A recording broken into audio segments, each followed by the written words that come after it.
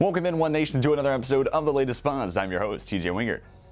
And today we start with a bang, as Lynchburg may be known as the Hill City, but now it can also lay claim to being the home of your 2022 NCEA Single Discipline Champions. That's right, Lynchburg traveled down to the World Equestrian Center in Ocala, Florida, and started their championship run by taking down Swanee 6-2 on Friday night, and then less than 24 hours later, topped Sweetbriar 5-3 to bring home the national title.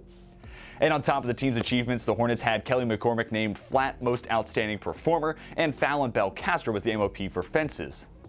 Big congrats out to the entire program, from the alums to the current riders and of course the coaching staff as well. This is a huge achievement. We're all excited to see what comes next.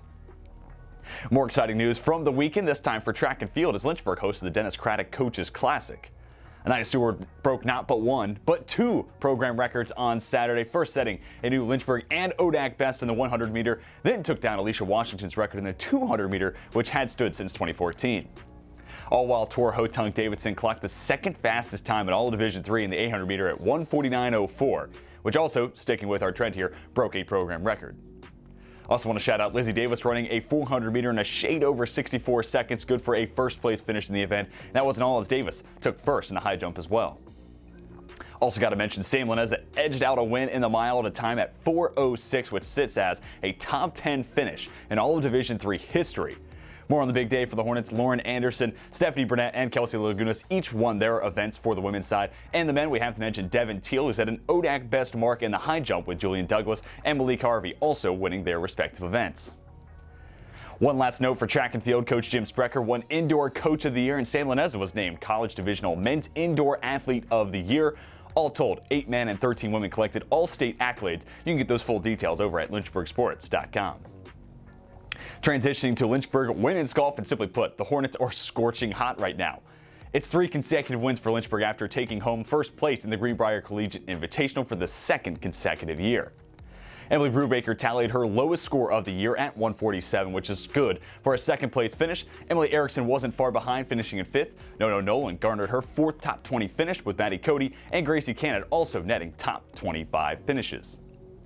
And for the men's team, they competed at the Emory Spring Invitational over the weekend. After playing 54 holes through the 2 days of action, the Hornets finished in 6th place, with every player for Lynchburg finishing the top half of a 77-player leaderboard.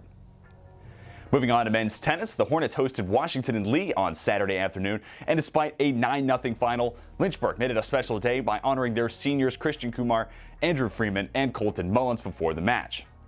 The trio have a combined 34 wins through their careers in singles and doubles play. Mullins was also a VA-SID second-team honoree in 2020.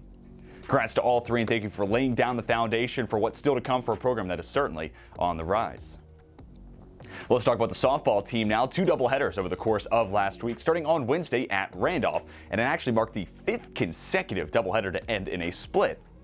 Against the Wildcats, it was 2 extra inning games, with Lynchburg taking Game 1 6-1 before falling by a run's difference in Game 2. Fast forward to Saturday, and the Hornets had a poetic home finale as the team picked up their first doubleheader home sweep of the season. The Hornets toppled the Panthers of Ferrum 7-5, then 8-2, with Emily Charlton and Angela Sparandeo each tossing complete games in the Twin Bill. Ashley Haley went a combined 5 for 7 with 4 ribbies, and Carly Hudnall had a 4 RBI day as well, including a 3 for 3 showing in Game 1, en route to a 4 for 7 day in total at the plate. As for the Lynchburg baseball team, the week started with a bump in the road, falling at Randolph, making 6-4 on Tuesday.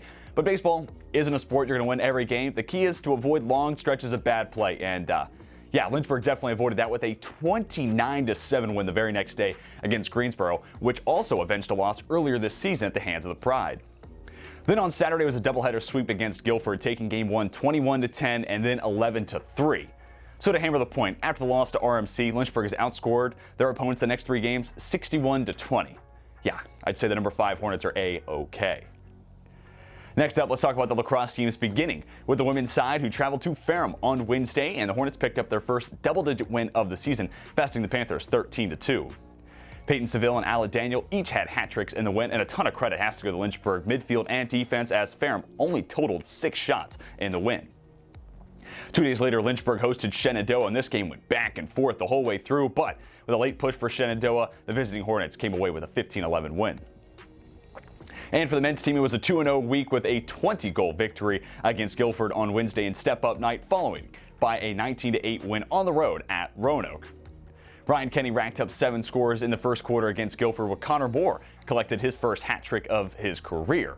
Then against Roanoke, it was Dylan Wolf leading the way with 6 scores and 2 dimes to go with it. Kenny, Jake Rust, Riley Mitchell, and Kyle Lewis each had 2 goals in the win as well. Lewis had 2 dimes to go with it, as did AJ Neves. That'll bring a close to this episode of The Latest Buzz. Be sure to head to lynchburgsports.com for more of the latest news, results, and stories revolving around Lynchburg.